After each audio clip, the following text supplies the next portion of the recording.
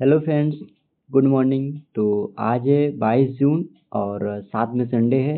आप सभी लोग जानते हैं संडे के दिन हम करते हैं वीकली करंट अफेयर्स का रिवीजन। तो आज की क्लास में हम लोग 16 जून से 21 जून 2025 तक के करंट अफेयर्स को इस क्लास में डिस्कस करने वाले हैं। तो आप इस पूरे सेशन को अंत तक जरूर देखिएगा।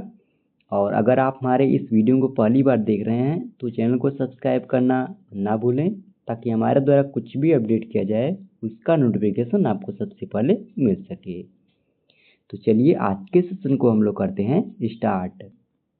तो आज का पहला प्रश्न है, जून 2025 में गोम्बो जाबिन जनधन सातर किस देश के प्रधानमंत्री बने हैं? तो इसका सही विकल्प हो जाएगा ए यानी मंगोलिया। तो फ्रेंड्स, अभी हाल ही में 13 जून 2025 को गोम्बे जाबिन जनधन सातर मंगोलिया के 34वें प्रधानमंत्री बने हैं और उन्होंने लवसन मस्त्रेन ओयून एंड्रीज का स्थान लिया है। तो अभी आप लोग इनका नाम ध्यान रखेंगे। गोम्बे जाबिन जनधन सातर जो किस देश के प्रधानमंत्री बने हैं? तो मंगोलिया के। अच्छा, अब बात करें मंगोलिया की, तो मंगोलिया पूर्व और मध्य एशिया में एक भूमि से घिरा देश है। इसकी राजधानी उलान बतौर, यहाँ के वर्तमान प्रधानमंत्री गोम्बे जाबिन जनधन सातर और यहाँ के वर्तमान राष्ट्रपति उखनागिन खुरेलसुख, यहाँ की मुद्रा तुगरी। और अगर आपसे पूछा जाए कि मंगोलिया कौन से महाद्वीप पे स्थित है, तो आपको ध्यान रखना है एशिया महाद्वीप। यहाँ की आधिकारिक भाषा मंगोलियाई। मंगोलिया के दो पड़ोसी देश हैं जिसमें रूस और चीन। मंगोलिया के उत्तर में रूस और दक्षिण पूर्व और पश्चिम में चीन से इसकी सीमा लगती है। और ये है मंगोलिया का मैप। अगला प्रश्न है, जून 2025 में किसे साइप्रस के सर्वोच्च नागरिक सम्मान grand cross of the order of Makarios 3 से सम्मानित किया गया है? तो इसका सही विकल्प हो जाएगा ए यानी पीएम नरेंद्र मोदी। तो अभी प्रधानमंत्री नरेंद्र मोदी को साइप्रस के सर्वोच्च सम्मान से नवाजा गया है, जहां साइप्रस के राष्ट्रपति डिकोस क्रिस्टोडोनाइट्स ने प्रधानमंत्री नरेंद्र मोदी को साइप्रस के सर्वोच्च सम्मान grand cross of the order of Makarios 3 से सम्मानित किया है। इस सम्मान के माध्यम से साइप्रस सरकार उन प्रतिष्ठित अंतर्राष्ट्रीय नेताओं को सम्मानित करती है जिन्होंने लोकतंत्र, मानवाधिकार, वैश्विक सहयोग और द्विपक्षीय मित्रता को प्रोत्साहित करने में असाधारण योगदान दिया हो। और आपको बता दें फ्रेंड्स, प्रधानमंत्री नरेंद्र मोदी पिछले 23 वर्षों में साइप्रस की यात्रा करने वाले ये पहले भारतीय प्रधानमंत्री भी बने हैं। इस पॉइंट को भी आप लोग नोट कर लेंगे। तो अभी आप लोग साइप्रस के इस सर्वोच्च सम्मान का नाम याद रखेंगे, grand cross of the order of Makarios 3, जो किसे मिला है? तो प्रधानमंत्री नरेंद्र मोदी को। अगले प्रश्न में पूछ रहा है, भारत ने हाल ही में किसे उत्तर कोरिया में अगला राजदूत नियुक्त किया है? तो इसका सही विकल्प हो जाएगा ए यानी आलियावती लोंगकुमेर। तो अभी 4 साल के अंतराल के बाद भारत ने उत्तर कोरिया या डेमोक्रेटिक रिपब्लिक ऑफ कोरिया में अपना राजदूत नियुक्त किया है, जहां विदेश मंत्रालय ने भारतीय विदेश सेवा के सन 2008 वर्ष के भारतीय विदेश सेवा अधिकारी आलियावती लोंगकुमेर को उत्तर कोरिया में भारतीय राजदूत नियुक्त किया है। और बात करें उत्तर कोरिया की, तो उत्तर कोरिया की राजधानी प्योंगयांग है। यहाँ के सर्वोच्च नेता किम जोंग उन, यहाँ की मुद्रा उत्तर कोरियाई वोन। और उत्तर कोरिया की अगर हम सीमा की बात करें तो उत्तर में चीन और रूस से और दक्षिण में इसकी सीमा कोरिया गणराज्य से लगती है। और ये है उत्तर कोरिया गणराज्य का मैप। अगला प्रश्न है, मिसेज बिहार 2025 का खिताब किसने जीता है? तो इसका सही विकल्प हो जाएगा बी यानी ऐश्वर्या राज। तो अभी मिसेज बिहार 2025 का खिताब ऐश्वर्या राज ने जीता है। यह सौंदर्य प्रतियोगिता पटना में आयोजित की गई थी, जिसमें बिहार के विभिन्न जिलों से आई प्रतिभागियों ने इसमें हिस्सा लिया था। इस प्रतियोगिता में 21 से 55 वर्ष आयु वर्ग की महिलाओं ने भाग लिया था। तो अभी आपको इनका नाम ध्यान रखना है, ऐश्वर्या राज जिन्होंने मिसेज बिहार 2025 का खिताब जीता है। अगला प्रश्न है, मेटा ने भारत में नए प्रबंध निदेशक और प्रमुख के रूप में किसे नियुक्त किया है? तो इसका सही विकल्प हो जाएगा डी यानी अरुण श्रीनिवास। तो अभी फेसबुक, व्हाट्सएप और इंस्टाग्राम की मूल कंपनी मेटा ने अरुण श्रीनिवास को भारत में कंपनी का प्रबंध निदेशक और प्रमुख नियुक्त किया है। अरुण श्रीनिवास यह 1 जुलाई 2025 से मेटा के भारत के प्रमुख के रूप में संध्या देवनाथन का स्थान लेंगे। अगला प्रश्न है, जून 2025 में इंटरनेशनल बिग कैट अलायंस का अध्यक्ष किसे नियुक्त किया गया है? तो इसका सही विकल्प हो जाएगा सी यानी भूपेंद्र यादव। तो अभी केंद्रीय पर्यावरण, वन एवं जलवायु परिवर्तन मंत्री भूपेंद्र यादव को सर्वसम्मति से इंटरनेशनल बिग कैट अलायंस का अध्यक्ष चुना गया है।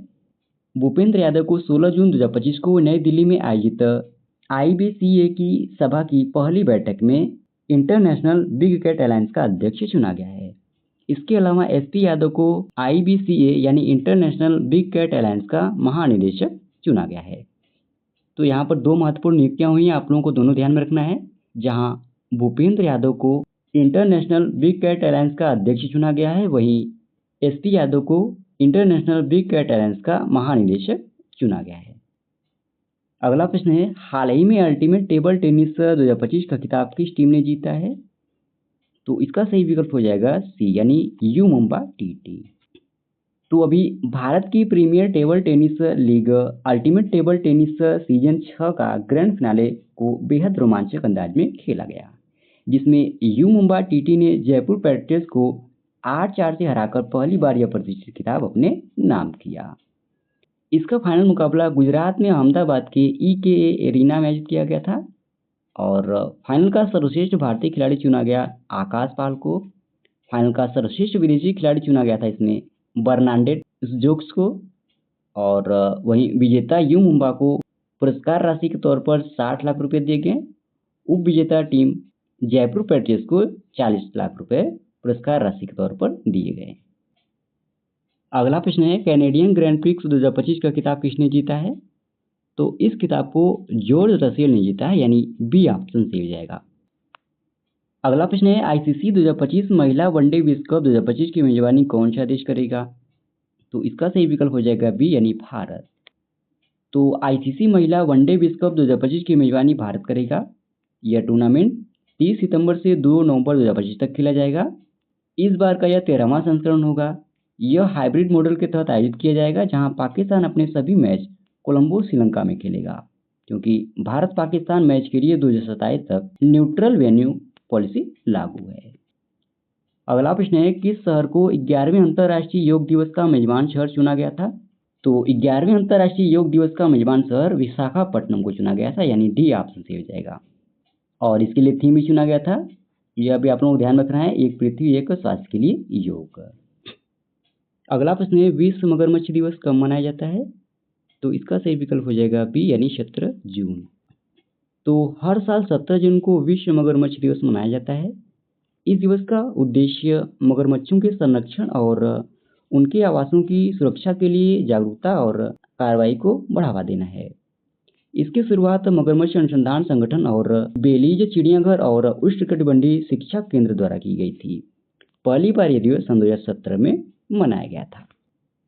अगला प्रश्न है, विश्व मरुस्थलीकरण एवं सूखा रोकथाम दिवस कब मनाया जाता है? तो इसका सही विकल्प हो जाएगा बी यानी 17 जून। तो प्रत्येक वर्ष 17 जून को विश्व मरुस्थलीकरण एवं सूखा रोकथाम दिवस मनाया जाता है। इस दिवस का मुख्य उद्देश्य मरुस्थलीकरण और सूखे के खतरों के बारे में जागरूकता बढ़ाना और इनसे निपटने के लिए अंतर्राष्ट्रीय सहयोग को बढ़ावा देना है। इस दिन की शुरुआत संयुक्त राष्ट्र महासभा ने वर्ष 1994 में की थी। पहली बार यह दिवस 1995 में मनाया गया था। 2025 के लिए इसके लिए थीम रखी गई है, भूमि को पुनर्स्थापित करें, अवसरों को खोलें। अगला प्रश्न है, हॉकी इंडिया मास्टर्स कप के पहले संस्करण का आयोजन कहाँ शुरू हुआ? तो इसका सही विकल्प हो जाएगा बी यानी चेन्नई। तो अभी फ्रेंड्स, हाल ही में हॉकी इंडिया मास्टर्स कप के पहले संस्करण का आयोजन चेन्नई में शुरू हुआ। इसकी आयोजन तिथि की अगर हम बात करें तो 18 जून से 27 जून 2025 तक इसका आयोजन किया जाएगा। कहाँ पर किया जाएगा? तो mayor Radhakrishnan hockey stadium Chennai में इसका आयोजन किया जाएगा। अगला प्रश्न है, शिपरी रिपोर्ट 2025 के अनुसार भारत के पास कितने परमाणु हथियार हैं? तो इसका सही विकल्प हो जाएगा ए यानी 180। तो अभी स्वीडन स्थित think tank Stockholm International Peace Research Institute ने हाल ही में वैश्विक परमाणु हथियारों की स्थिति पर अपनी नई रिपोर्ट जारी की है। रिपोर्ट के अनुसार भारत ने अपने परमाणु ऊर्जा की संख्या 2024 के 172 से बढ़ाकर 2025 में लगभग 180 कर ली है। वैश्विक स्तर पर परमाणु हथियारों की अगर रैंकिंग की बात करें तो पहले स्थान पर अमेरिका है, जिसके पास 5177 परमाणु हथियार हैं। दूसरे स्थान पर रूस है, तीसरे स्थान पर चीन, चौथे स्थान पर यूके, पांचवें स्थान पर भारत, छठे स्थान पर पाकिस्तान और सातवें स्थान पर इजराइल है। अगला प्रश्न है, किस राज्य में शिक्षा को बढ़ावा देने के लिए थालकी वंदनम योजना शुरू की गई है? तो इस योजना की शुरुआत आंध्र प्रदेश राज्य सरकार के द्वारा की गई है, यानी डी ऑप्शन सही हो जाएगा। अगला प्रश्न है, किसने धरती आबा जन भागीदारी नामक सबसे बड़ा आदिवासी सशक्तिकरण अभियान शुरू किया है? तो इस अभियान की शुरुआत जनजातीय मामले मंत्रालय के द्वारा किया गया है, यानी डी ऑप्शन सही हो जाएगा। अगले प्रश्न में पूछ रहा है, किसे एक्सिस मैक्स लाइफ इंश्योरेंस का एमडी और सीईओ नियुक्त किया गया है? तो इसका सही विकल्प है बी, यानी सुमित मदान। तो अभी सुमित मदान को एक्सिस मैक्स लाइफ इंश्योरेंस का नया एमडी और सीईओ नियुक्त किया गया है। वे प्रशांत त्रिपाठी का स्थान लेंगे, जो लंबे कार्यकाल के बाद समय से पहले सेवानिवृत्त हो रहे हैं, और मदान या फिर 1 अक्टूबर 2025 से संभालेंगे। अगला प्रश्न है, प्रधानमंत्री संग्रहालय एवं पुस्तकालय का निदेशक किसे नियुक्त किया गया है? तो इसका सही विकल्प है ए, यानी अश्विनी लोहानी। तो अभी प्रधानमंत्री संग्रहालय एवं पुस्तकालय का निदेशक अश्विनी लोहानी को नियुक्त किया गया है, जो पूर्व एयर इंडिया के प्रमुख हैं। यह नियुक्ति कैबिनेट की नियुक्ति समिति द्वारा अनुमोदित है और इन्हें 3 साल के कार्यकाल के लिए इस पद पर नियुक्त किया गया है। अश्विनी लोहानी यह फिर 1980 बैच के भारतीय रेलवे सेवा के मैकेनिकल इंजीनियर अधिकारी हैं, और उन्होंने इससे पहले एयर इंडिया के चेयरमैन और प्रबंध निदेशक के रूप में कार्य किया है। तो अभी आपको इनका नाम याद रखना है, अश्विनी लोहानी, जिन्हें प्रधानमंत्री संग्रहालय एवं पुस्तकालय का निदेशक नियुक्त किया गया है। अगला प्रश्न है, किसे ई स्पोर्ट्स वर्ल्ड कप 2025 के लिए वैश्विक राजदूत नियुक्त किया गया है? तो इसका सही विकल्प है डी, यानी क्रिस्टियानो रोनाल्डो। तो अभी फ्रेंड्स 13 जून 2025 को e sports world cup foundation ने ई स्पोर्ट्स वर्ल्ड कप 2025 के लिए आधिकारिक तौर पर क्रिस्टियानो रोनाल्डो को ग्लोबल एम्बेसडर घोषित किया है, और यह टूर्नामेंट दुनिया का सबसे बड़ा ई स्पोर्ट्स टूर्नामेंट है, जो 8 जुलाई को सऊदी अरब के रियाद में शुरू होने वाला है। अगला प्रश्न है, किस संस्थान ने dynamic route planning for urban green mobility नामक वेब ऐप विकसित किया है? इस वेब ऐप को विकसित किया है आईआईटी खड़गपुर ने, यानी डी ऑप्शन सही हो जाएगा। अगला प्रश्न है, विश्व टेस्ट चैंपियनशिप 2025 का खिताब किस टीम ने जीता है? तो इसका सही विकल्प हो जाएगा डी, यानी दक्षिण अफ्रीका। तो अभी इंग्लैंड के लॉर्ड्स के मैदान पर साउथ अफ्रीका ने इतिहास रचते हुए विश्व टेस्ट चैंपियनशिप 2025 का खिताब अपने नाम किया, जहां ऑस्ट्रेलिया को 5 विकेट से हराकर साउथ अफ्रीका ने 27 साल बाद आईसीसी खिताब अपने नाम किया है। दक्षिण अफ्रीका ने फ्रेंड्स पिछली बार 1998 में चैंपियन ट्रॉफी का खिताब जीता था, और 2025 में आयोजित किए गए विश्व टेस्ट चैंपियनशिप की अगर हम संस्करण की बात करें तो इस बार का यह तीसरा संस्करण था। अगला प्रश्न है, जून 2025 में किसे सबसे प्रभावशाली पर्यावरणविद पुरस्कार से सम्मानित किया गया? तो इस पुरस्कार से आचार्य प्रशांत को सम्मानित किया गया है, यानी ए ऑप्शन सही हो जाएगा। तो अभी आचार्य प्रशांत को सबसे प्रभावशाली पर्यावरणविद पुरस्कार से सम्मानित किया गया। उन्हें यह पुरस्कार ग्रीन सोसाइटी ऑफ इंडिया द्वारा दिया गया। आचार्य प्रशांत को फ्रेंड्स यह पुरस्कार आध्यात्मिक अस्पष्टता को पर्यावरण जागरूकता के साथ एकीकृत करने और लाखों लोगों को अधिक टिकाऊ जीवन शैली अपनाने के लिए प्रोत्साहित करने में उनके काम के लिए उन्हें यह पुरस्कार प्रदान किया गया है। अगला प्रश्न है, हाल ही में वैश्विक पवन दिवस कब मनाया गया है? तो इसका सही विकल्प हो जाएगा बी, यानी 15 जून। तो विश्व पवन दिवस, जिसे ग्लोबल विंड डे के रूप में भी जाना जाता है, यह हर साल 15 जून को मनाया जाता है। इस दिन का उद्देश्य पवन ऊर्जा और इसके उपयोग के बारे में जागरूकता बढ़ाना है। 15 जून 2007 को यूरोपीय पवन ऊर्जा संघ ने पहला पवन दिवस आयोजित किया, तब से इस दिवस को प्रत्येक वर्ष 15 जून को मनाया जाता है। अगला प्रश्न है, हाल ही में अंतर्राष्ट्रीय पारिवारिक प्रेषण दिवस कब मनाया गया है? तो इसका सही विकल्प हो जाएगा सी, यानी 16 जून। तो अंतर्राष्ट्रीय पारिवारिक प्रेषण दिवस हर साल 16 जून को मनाया जाता है, और इसे संयुक्त राष्ट्र महासभा द्वारा घोषित किया गया था। इस दिन का मुख्य उद्देश्य परिवार के सदस्यों को आशा से भरा भविष्य देना है, और पहला अंतर्राष्ट्रीय पारिवारिक प्रेषण दिवस सन 2015 में मनाया गया था। अगला प्रश्न है, उस्ताद गुलाम नबी शाह किस लोक संगीत से संबंधित है जिनका हाल ही में निधन हो गया? तो इसका सही विकल्प हो जाएगा ए, यानी कश्मीरी लोक संगीत। तो फ्रेंड्स, उस्ताद गुलाम नबी शाह कश्मीरी लोक संगीत के एक प्रसिद्ध कलाकार थे, जिनका हाल ही में 11 जून सन 2025 को निधन हो गया। अगले प्रश्न में पूछ रहा है 15 जून 2025 को उत्तराखंड में हेलीकॉप्टर दुर्घटना के बाद किस विमान कंपनी का परिचालन निलंबित कर दिया गया? तो इसका सही विकल्प हो जाएगा ए यानी आर्यन एविएशन। तो फ्रेंड्स अभी 15 जून 2025 को उत्तराखंड में हेलीकॉप्टर दुर्घटना के बाद आर्यन एविएशन विमानन कंपनी का परिचालन निलंबित कर दिया गया। अगले प्रश्न में पूछ रहा है जून 2025 में नोमैडिक एलिफेंट अभ्यास का 17वां संस्करण कहाँ आयोजित किया गया था? तो इसका सही विकल्प है डी यानी उलान बटार। तो अभी जून 2025 में नोमैडिक एलिफेंट अभ्यास का 17वां संस्करण मंगोलिया की राजधानी उलान बटार में आयोजित किया गया। यह अभ्यास 31 मई से 13 जून 2025 तक चला। इस अभ्यास के अगर हम उद्देश्य की बात करें तो दोनों देशों की सेनाओं के बीच रक्षा सहयोग को मजबूत करना और आतंकवाद विरोधी अभियानों में उनके अनुभव को साझा करना इस अभ्यास का मुख्य उद्देश्य था। अगले प्रश्न में पूछ रहा है पुस्तकों की सस्ती डिलीवरी के लिए जून 2025 में डाक विभाग द्वारा शुरू की गई नई डाक सेवा का नाम क्या है? तो इसका सही विकल्प है ए यानी ज्ञान पोस्ट। तो फ्रेंड्स डाक विभाग ने सस्ती दरों पर शैक्षिक, सांस्कृतिक, सामाजिक और धार्मिक पुस्तकें वितरित करने के लिए एक समर्पित डाक सेवा ज्ञान पोस्ट शुरू किया है। अगले प्रश्न में पूछ रहा है भारतीय रेलवे में ऑनलाइन तत्काल बुकिंग के लिए आधार आधारित OTP प्रमाणीकरण किस तारीख से अनिवार्य होगा? तो इसे अनिवार्य रूप से शुरू किया जाएगा 15 जुलाई 2025 से यानी ए ऑप्शन सही हो जाएगा। अगले प्रश्न में पूछ रहा है हाल ही में भारत और इंग्लैंड के बीच होने वाले टेस्ट सीरीज का नाम क्या रखा गया है? तो इसका सही विकल्प हो जाएगा डी यानी एंडरसन तेंदुलकर ट्रॉफी। अगला प्रश्न है भारत और किस देश के बीच संयुक्त सैन्य अभ्यास शक्ति 2025 के 8वें संस्करण का आयोजन शुरू किया गया? तो इसका सही विकल्प हो जाएगा बी यानी फ्रांस।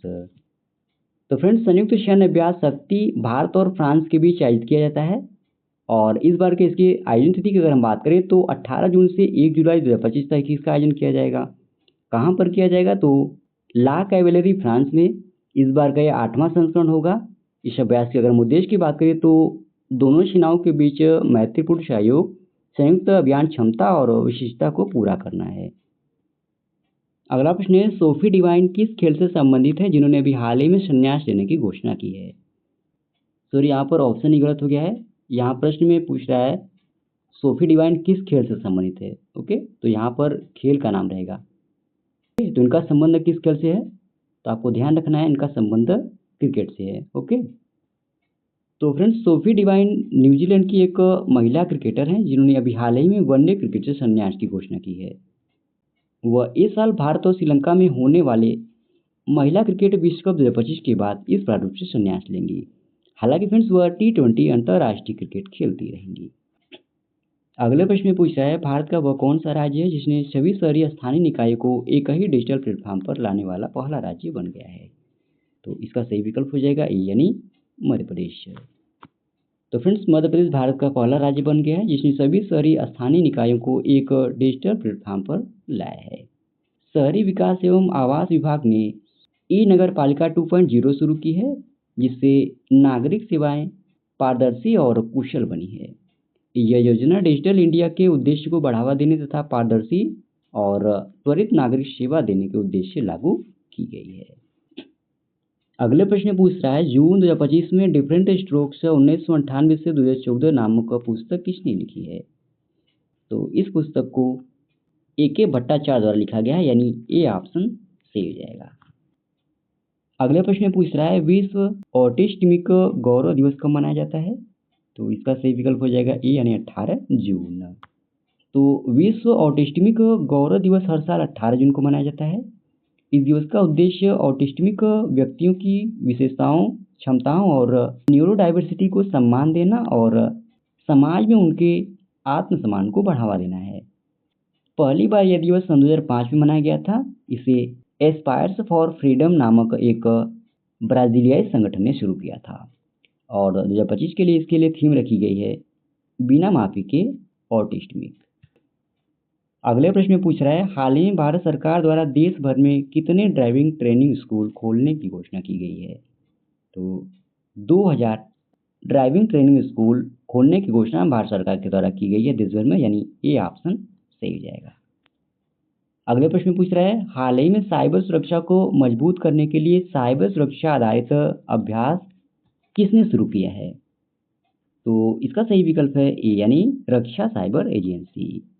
तो फ्रेंड्स अभी रक्षा साइबर एजेंसी द्वारा साइबर सुरक्षा को मजबूत करने और सुरक्षा प्रथम संस्कृति को बढ़ावा देने के लिए 16 जून से 27 जून 2025 तक साइबर सुरक्षा अभ्यास का आयोजन किया जा रहा है। अगला प्रश्न है, विश्व सिकल सेल दिवस कब मनाया जाता है? तो इसका सही विकल्प हो जाएगा बी यानी 19 जून। तो विश्व सिकल सेल दिवस एक अंतर्राष्ट्रीय जागरूकता दिवस है जो हर साल 19 जून को मनाया जाता है ताकि वैश्विक जनता को सिकल सेल रोग के बारे में सचेत किया जा सके। और इस दिवस को सन 2008 में संयुक्त राष्ट्र महासभा द्वारा स्थापित किया गया था। 2025 के लिए इसके लिए थीम रखी गई है वैश्विक कार्रवाई स्थानीय प्रभावी स्व वकालत के लिए समुदायों को सशक्त बनाना। अगला प्रश्न है, विश्व शरणार्थी दिवस कब मनाया जाता है? तो इसका सही विकल्प हो जाएगा सी यानी 20 जून। तो प्रत्येक वर्ष 20 जून को विश्व शरणार्थी दिवस मनाया जाता है। यह दिवस दुनिया भर में शरणार्थियों की स्थिति के बारे में जागरूकता बढ़ाने और उनके सम्मान के लिए मनाया जाता है। संयुक्त राष्ट्र ने दिसंबर सन 2000 में 20 जून को विश्व शरणार्थी दिवस मनाने का फैसला किया और इसके बाद से हर साल 20 जून को विश्व शरणार्थी दिवस मनाया जाता है। 2025 की इसकी थीम है शरणार्थियों के साथ एकजुटता।